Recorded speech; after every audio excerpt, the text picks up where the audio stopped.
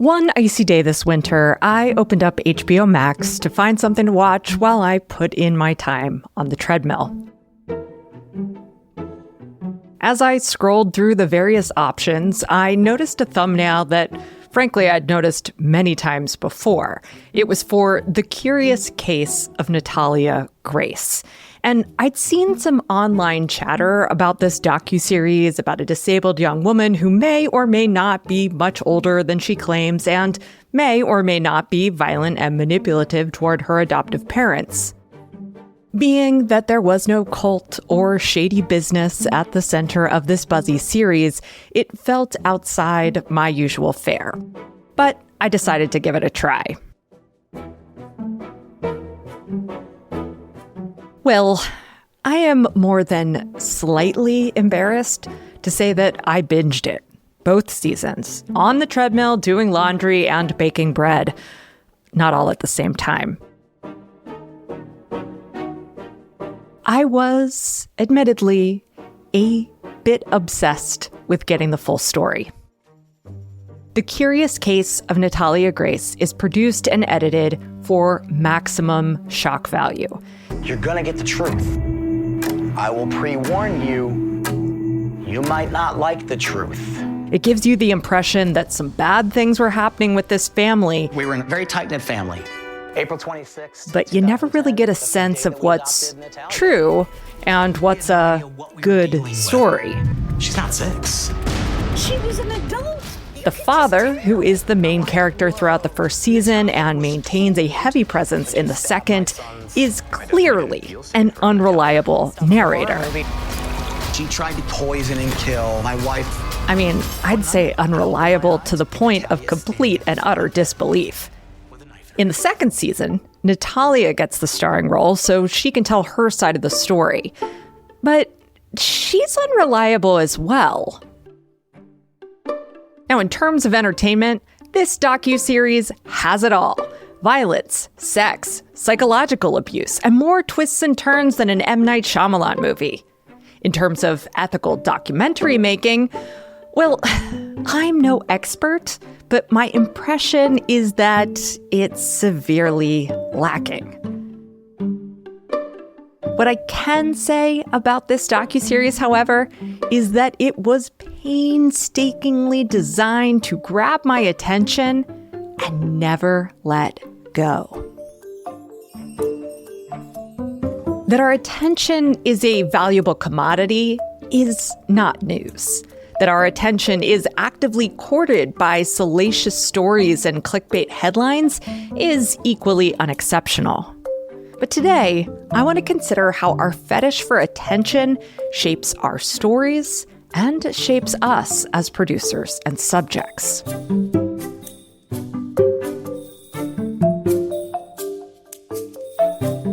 I'm Tara McMullen, and this is What Works, the show that rethinks work, business, and leadership for the 21st century economy.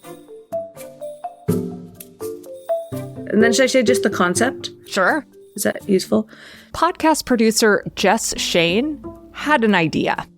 So I wanted to make a performative premise for the series, and I was like, I'm gonna wind the spring, if you will. I'm gonna set up the rules, and then I'm just gonna let go and see how the cookie crumbles or whatever. Jess wanted to highlight what she saw as some of the most problematic aspects of documentary making. I'm gonna post an ad on Craigslist, the sort of the original home of the gig economy. And I'm going to say, do you want to be the star of a documentary? Come tell your story and have the opportunity to be in a series about documentary ethics. That's the fine print, but whatever. There's always fine print. I mean, it was all in the same font.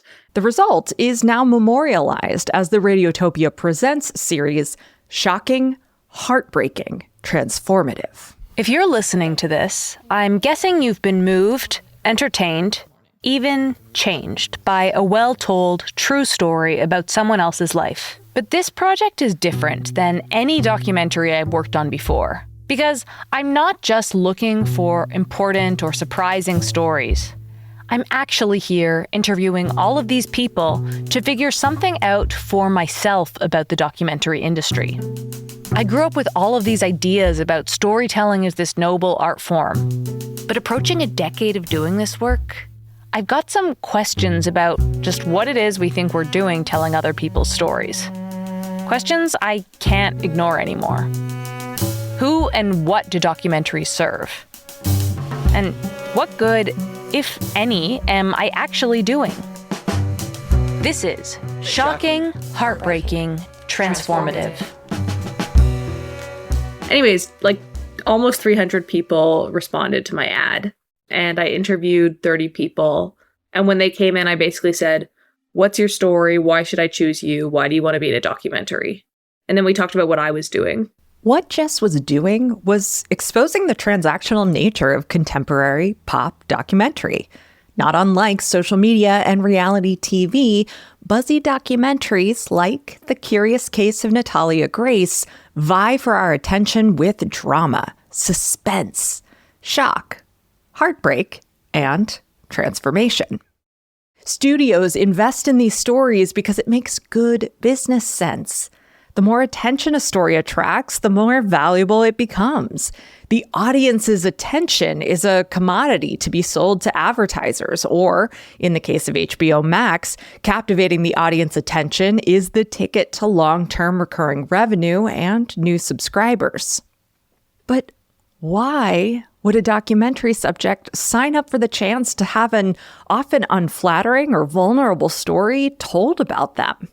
It makes sense for studios, but the subjects? I had some suspicions about why people want to tell their stories in documentaries, and those suspicions were not severe enough, is what I learned. I had encountered all sorts of people that wanted to be famous, that wanted to improve their personal brand, people that feel that there's some injustice in the world that they are suffering part of, and they want to share their story in order to change the world.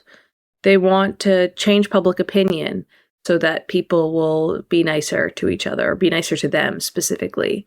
They're mad and they want to, just let off some steam, which kind of dovetails with the last one, which is like people are like, they need to talk to people. They need therapy, actually. And they're like, oh, you can talk to me. You can be like my therapist. But you should read this book for making this episode, because I think it would really, you would get a big kick out of it. There's this book called Curated Story. All right, I ordered this thing right away. Curated Stories, The Uses and Misuses of Storytelling by Sujatha Fernandes is an analysis of what she calls the political economy of storytelling. Specifically, she looks at how social movements, politicians, and philanthropic organizations use stories to further their goals. She also interrogates the way storytelling is used for therapeutic value, while often defanging or obfuscating the structural violence at the center of many powerful stories. Fernandes shows that the currents of neoliberalism gradually instrumentalized storytelling over the 1980s and 90s. Instead of empowering mass social movements, stories were repurposed by states, international agencies, and the culture industries, and reoriented toward transaction and negotiation. Stripped of their context to avoid structural or social analysis, stories produced, quote, subjects who are guided by the neoliberal principles of upward mobility, entrepreneurship, and self-reliance. Fernandes continues, those who participate in this self-making often have aspirations of class mobility due to their educational opportunities, niche position in the economy, or access to structures of funding. Yet despite the desire for individual personal advancement, the majority of those who tell their stories are not able to improve their conditions. While Fernandes focuses her analysis on how curated stories are used for political and social purposes, it also explains why the chance to tell your story on social media, reality TV, or in a documentary project can be so appealing. Suddenly, the tools are available for people to share their stories with strangers, to post their lives online. And, a lot of people see that there are theoretical benefits. My parents have a mug that says, "Life is a story, make yours a bestseller." And I'm trying to get them to give it to me so that I can drink it from it during interviews, but they're like, that's our favorite mug. So they haven't given it to me yet. That's amazing. There's something beautifully dystopian about that. That mug kind of says it all, right? Whether or not you put your story down in a book or sell it for $150 as a personal essay or sign your life rights away to a producer, we get the not exactly subconscious message that our life is a product and that we're the main character. Instead of the personal is political, as was the slogan in the feminist movement, so that people could share their stories, so that they could organize together. It's just the personal is personal. I mean, we hear this a lot, like even in therapy speak, like, you know, you tell your story and that's supposed to be the final frontier, the final boss of overcoming your trauma. So, I mean, all these things are totally in bed with each other. The neoliberal mode of storytelling seems to be equal parts self-healing, self-promotion, and self-reliance. And all of that self-business makes it really hard for those stories to create collective outcomes. In fact, Byung-Chul Han calls this mode of storytelling story selling. He writes, quote, "Narratives now mainly serve commercial interests. Narratives are produced and consumed like commodities. And through these narratives, we refer not to a community that is to be improved, but only to our own egos." The narrative subject, that is, me telling my own story or you telling your own story, has attention as their goal. Attention creates the potential for financial reward and social power. Attention closes the gap between precarity and stability, between insecurity and safety. Attention becomes a fetish. Fetishism, as Marxist scholar David Harvey explains, is, quote, "the habit humans have of endowing real or imagined objects or entities with self-contained, mysterious, and even magical powers to move and shape the world in distinctive ways." Now, Marx used the notion of commodity fetishism to describe how we imbue commodities with inherent value rather than perceiving the value of a commodity as derived from the human labor used to produce it. We certainly have examples of commodities acting as symbols for the people who made them, the time they labored, and the craft that they practiced. But you know what happens when we see the people behind a commodity? We start to get pretty concerned about their welfare. The focus on commodities, especially consumer goods, allows us to ignore the plight of workers and the planet.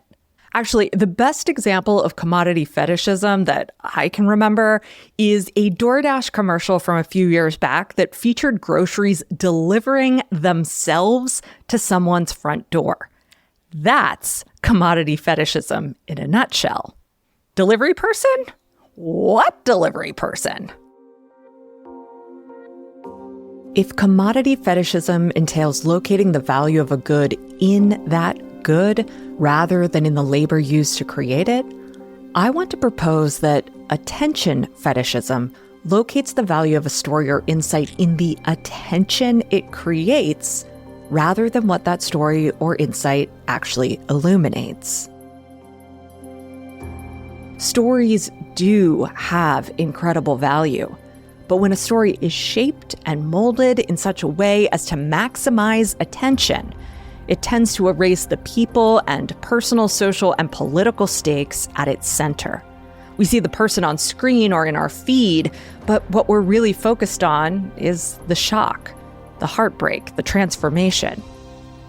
As story subjects and story producers, we should consider the impact of attention fetishism on our own identities and the potential for alienation from our own stories. Jess told me one of the problems she wanted to highlight through her project was the way documentary subjects often don't understand what they're in for. The people that sign up to be in documentaries don't understand what they're signing up for. And that's like twofold. Like they don't understand what it's going to mean for them. And they also don't understand like how what they say is going to be like used to turn into something that they might not agree with, and also that will have a life beyond them and that will stay static as they continue to change. Like they just like don't have the understanding of what that's going to feel like and what could happen to them as a result. So there was this sort of lack of media literacy on some level that's like very challenging to have until you've had that experience. And I think that documentarians sort of take advantage of that. And while also taking advantage of the fact that people are often stoked that someone with any kind of institutional power or access is talking to them. You know, I get it. Like, so you asked me to do an interview and I'm like, someone wants to talk to me, you know, like, Totally. you know, it's intoxicating. And I mean, Janet Malcolm has talked about this. You don't have to be a documentary subject to experience this. I will reflexively convert a personal story into a lesson or a metaphor. I've learned to experience life as a series of content opportunities. And I know I'm not alone. Kate Tyson once texted me a screenshot of a LinkedIn update, and it read, well, actually, I think a dramatic reading from ENBAI will really make this come to life. I checked into the emergency room in July, and it got me thinking. What can an emergency room visit teach you about running a better business?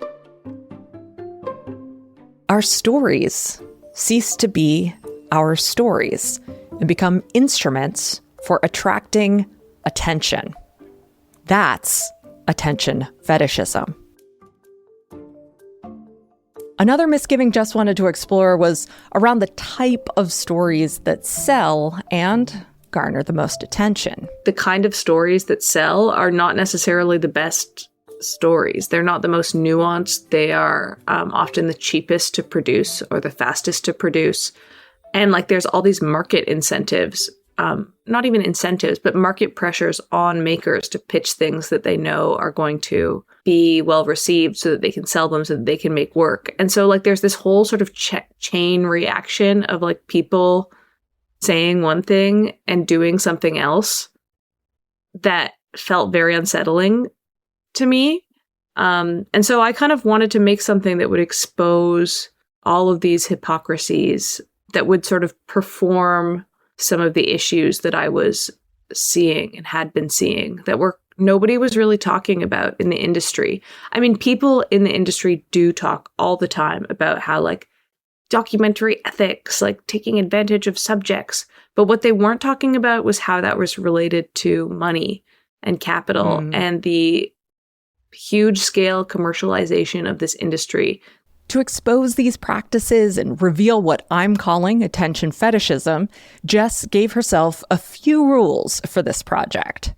I came up with these rules for this project that I didn't necessarily think were like smart rules. I mean, I thought they were smart, but not in the obvious sense. Like I thought that they were going to help me get at some of the discomforts of the industry. Like one of the things that I always hear about in conversations about documentary ethics and the future of documentary ethics and how to be less extractive, blah, blah, blah, is like, oh, well, we should pay our subjects. And I was like, okay, great. Let's pay them. But that's not the issue. You know, like I was like, how do we make it clear that actually the issue is not that whether we pay them or not. The issue is that this thing that we've set up is highly transactional. And we have not talked about that. Like people already feel like they are getting paid in exposure, in free therapy, in the possibility of fame, you know, in their worlds being changed. And no one's talking about that. So I was like, okay, let's call it payment. But let's actually look at like how that points to the much more broad transactional environment that we are buying into.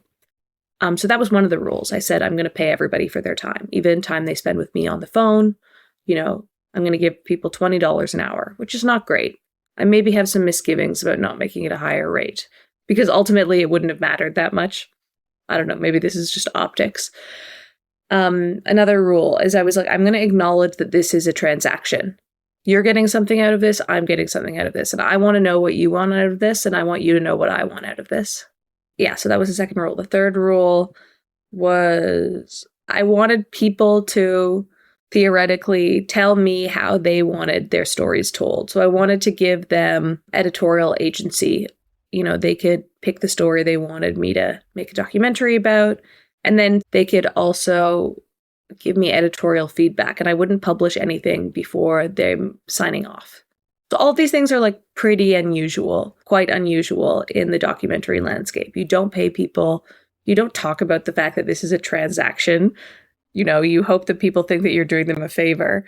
You don't give people editorial control. You don't even send them questions beforehand. You don't let them hear something before it's published. Let me tell you, these rules and the candor with which Jess navigates them make for some very uncomfortable listening. At least it was super uncomfortable for me. I've been known to binge hundreds of episodes of a podcast in just a month or two, but Jess's 4-episode series took me a couple of weeks. It was excellent and also deeply discomforting. And that was the point, because it allowed Jess to poke at some other aspects of the attention fetish. The trope of the successful podcast these days is generally like well-meaning, privileged white lady has a question and goes on a quest to figure it out. And so I became that character, and I knew that I was becoming that character. And actually, I didn't even want to host the show, but I kind of had to host the show in order to sell the show. So there's like kind of like various levels of meta happening. But I think that a lot of people don't really understand that I sort of crafted myself as a character. And I think that why it's so hard is because the people I interviewed are real people. And because we're so familiar with this white lady didactic voice telling us what to think and being earnest. But this was not an earnest show. And everybody thinks it's an earnest show unless they know me. And they know that I thought that the rules that I came up with were totally stupid, intentionally. You know, I was like, oh, no one's talking about how this is a transaction. Let's make it really transactional, call it ethics, and see what happens. And the fact that everybody's uncomfortable is great because it means that they're thinking about it. Like, I haven't told them what to think. But yeah, I mean, it's definitely been interesting in the fallout of the show to see how many people don't understand that I knew exactly what I was doing. I mean, I think about this series as institutional critique. Like, I was using the medium of the podcast, including the business of the podcast, as a framework for raising questions about how we do things.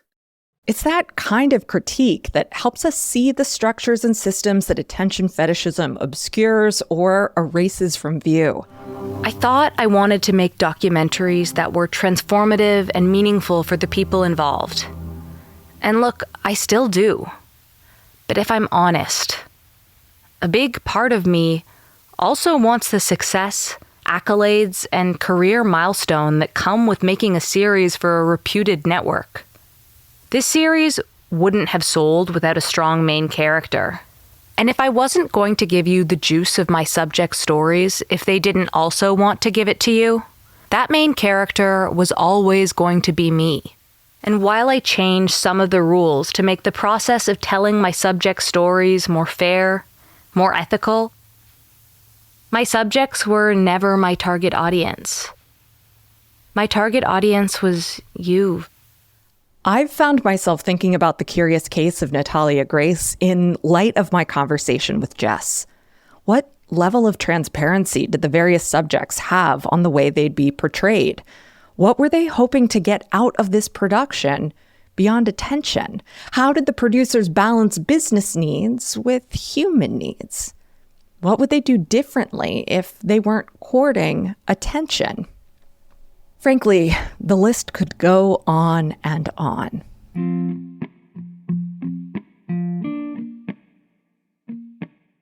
We are storytelling creatures. As Fernandes remarks, just because we critique the political economy of storytelling, we shouldn't dismiss the stories at the center of it. She writes, we must also take seriously the stories themselves as representations of a life and as the public utterance of previously silenced experiences. And as is so often true, we'd be wise to heed the words of Audre Lorde. I have come to believe over and over again that what is most important to me must be spoken, made verbal, and shared, even at the risk of having it bruised or misunderstood. That the speaking profits me beyond any other effect. That we fetishize attention and commodify stories aren't reasons to stay silent. We should tell our stories, if so called, but we must do so while interrogating how we've learned to tell them. Are we sharing to connect? Or are we sharing to attract attention? Are we hoping to reach out to those with similar stories, or to those who've never heard a story like ours before? Or are we hoping to get picked and be rescued from precarity and insecurity? Without careful examination, stories can reinforce the status quo as much as the production of any commodity. The market will gladly package and sell our stories if we don't intervene. But a story that connects, fortifies, and electrifies a community creates the potential for a new beginning.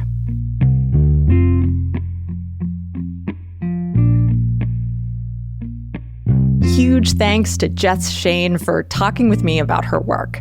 Check out the podcast series that inspired this episode, Shocking, Hearthbreaking, Transformative by Radiotopia Presents.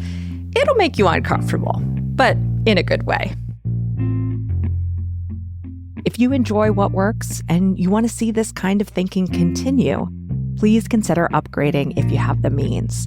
For just $7 per month, you get access to my premium columns, live quarterly workshops, and discussion threads. Go to whatworks.fyi to upgrade. That's whatworks.fyi.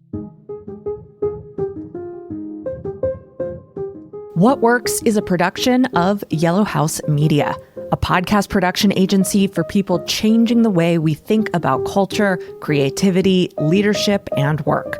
Our production coordinator is Lou Blazer.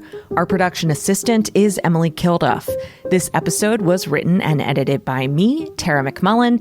Marty Seafelt is our audio engineer, and Sean McMullen is our fearless leader and executive producer. What Works is produced on stolen land. We're grateful to the Susquehannock and Conestoga peoples who stewarded this land for thousands of years before the arrival of white colonists. The Yellow House is on the unceded land of the Ktunaxa Nation and the tribes of the Salish and Kalispel.